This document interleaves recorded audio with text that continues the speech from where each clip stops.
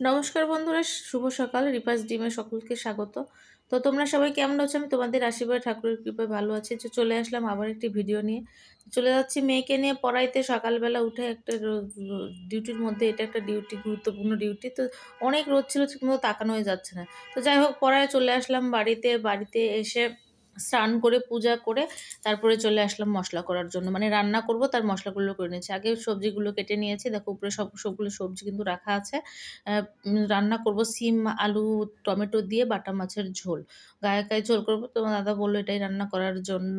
সিম, আলু আমার ঝোল অবশ্য ভালো লাগে না। কিন্তু তারপরেও রান্না করতেছি। তো তারপরে খেতে কিন্তু খারাপ হয় না রান্না করার পর।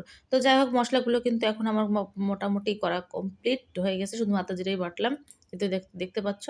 আর সবজি সব কেটে ধুয়ে রেডি করে রেখেছি। বাঁধাকপিটাও রান্না করতে হবে। কালকে তো কেটে রেখেছিলাম ওটা। কারণ আজ দিনে কেটে দিনে রান্না করার মতো পরিস্থিতি এখন আর থাকে না, ব্যস্ততা থাকার পরে। তো তারপর মাছগুলো দেখো ভেজে নিচ্ছে। যে এক হাতে ক্যামেরা করা ফোন ধরছে, আর এক হাতে মাছগুলো উঠাইতে একটু কষ্ট হচ্ছে। সে কারণে উঠায় রেখে দেখিয়ে দিলাম। তারপরে সবগুলো মাছ আবার মানে অফ ক্যামেরা সব উঠায় নিলাম। নিয়ে এখন তরকারি উঠায় দিয়েছি। ৫ ফোড়ন সম্বারে দিয়ে, ফোড়ন দিয়ে আরকি তরকারি উঠায় দিলাম। আর এই পাশে আমার কিন্তু ভাতও কমপ্লিট। মানে ঝরানো কমপ্লিট হইছে। তো তারপর ঝোলের মানে একটু কষানোর পর টমেটো দিয়ে দিলাম। টমেটো দিয়ে আরেকটু কষানোর পর ঝোল দিয়ে দিলাম। তারপরে একটু ফোটার পর মাছ দিয়ে দিলাম। দেওয়ার পরে কমপ্লিট জিরা গুঁড়ো দিয়ে হয়ে গেল মাছের ঝোল। আর এই পাশে সেদ্ধ মাখার জন্য একটু শুকনা মরিচ, পেঁয়াজ ভেজে নিচ্ছি। ডিম দিয়ে আলু দিয়ে সেদ্ধ মাখানো হবে। তো তার জন্য একটু আজকে একটু ইচ্ছা হইলো শুকনা মরিচ ভেজে আরকি করার জন্য। এটা খুব কমই করা পড়ে আমার, কারণ কাঁচা মরিচ দিয়ে বেশি খাওয়া হয়। তো দেখো আমার ঝোলটা কমপ্লিট। একদম খুব বেশিও ঝোল রাখি না, একদম পাতলাও করে মানে শুকিয়েও ফেলি না। এই যে ডিম দিয়ে আলু দিয়ে সেদ্ধ মাখার জন্য রাখলাম। তো দাদাকে বললাম যে, "একটু সেদ্ধ মাখো তুমি।" তো মাখার জন্য ও সেদ্ধটা মাখবে। আর তারপরে আমরা ৩ জনে খাওয়া-দাওয়া করে নেবো। এই যে বসে পড়লাম, আসছি সারাদিন মানে পর, আর মাথায় দেখো কি পরিমাণ তেল দিয়েছি। ভাবছিলাম যে আজকে শ্যাম্পু করে নেবো, কিন্তু সময় আর হয় নাই, শ্যাম্পু করা হয়নি।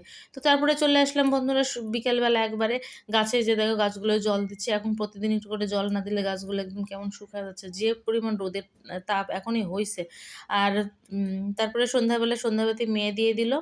আর সন্ধ্যাবেলা তোমাদের দাদা আজকে একটু ইফতারি নিয়ে আসলো। তো ইফতারি একটু মাখাইলাম। তো মাখানোর পর খাওয়া-দাওয়া করে না বললাম খাওয়ার জন্য, খাইল না। মেয়ে আর আমি খাইলাম। তারপরে এই যে বাঁধাকপিটা এখন মাত্র রান্না করতেছি রাত্রে।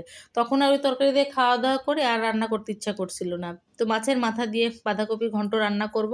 তো তার জন্য সবগুলোই রেডি করে নিয়েছি। আলুকে যে প্রথমে একটু সম্বরে দিয়ে নিয়েছি। আলুটা ভেজে নিয়ে ভালো করে একটু ভেজে নেব। তারপরে মাছটা দিয়ে মাছটাও ভাজা, ভাজা করে নেব। তারপর আরকি বাঁধাকপি দিয়ে দিব। তো অনেকগুলো কড়াইয়ে ধরতেছিল না, প্রচুর একদম বেশি হয়ে গেছিল অনেকটা। পরে ধীরে, ধীরে দেখা যাচ্ছে অনেক, অনেক কম হয়ে যায়।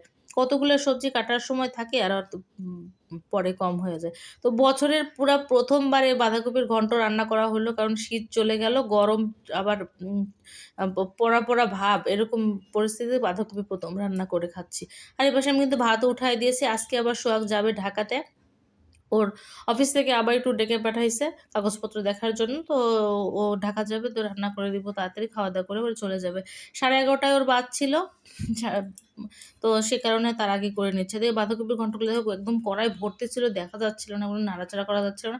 এখন কিন্তু আস্তে, আস্তে কমতে শুরু হয়ে গেছে। কিছুক্ষণ পর দেখবে যে আরো কমে যাবে।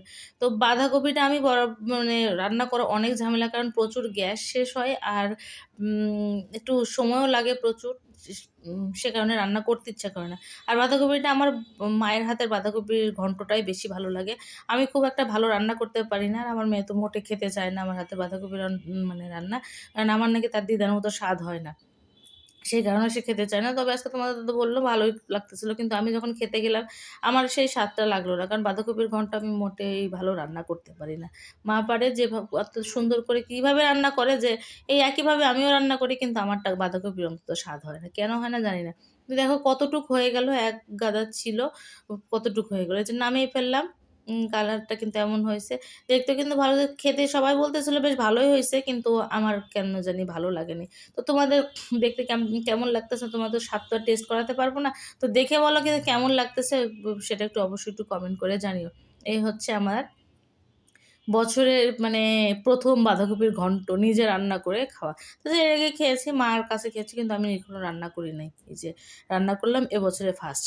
তো যাই হোক, রান্না করে খাওয়া-দাওয়া কমপ্লিট করে রান্নাঘর একদম ঝকঝকে তকতকে করে ফেললাম। পুরাটা পরিষ্কার করে নিলাম। একদম হুইপ দিয়ে একটু মেঝেটাও মুছলাম আর থালা-বাসনগুলো সব মেজে উপর দিয়ে রাখলাম।